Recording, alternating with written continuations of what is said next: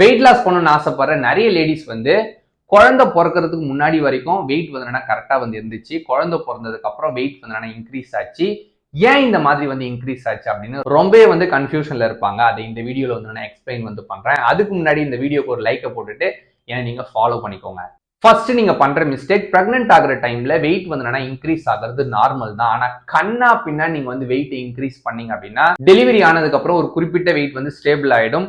நீங்க அதிகமா கெயின் பண்ணிருந்தீங்க அப்படின்னா அதிகமா வந்து ஸ்டேபிள் ஆகும். கம்மியா தான் கெயின் பண்ணிருக்கீங்க அப்படின்னா கம்மியா தான் வந்து ஸ்டேபிள் ஆகும். செகண்ட் மிஸ்டேக், டெலிவரி ஆனதுக்கு அப்புறம் கம்ப்ளீட்டா வந்து உங்களோட பிசிக்கல் ஆக்டிவிட்டி வந்து நீங்க ஸ்டாப் பண்றது.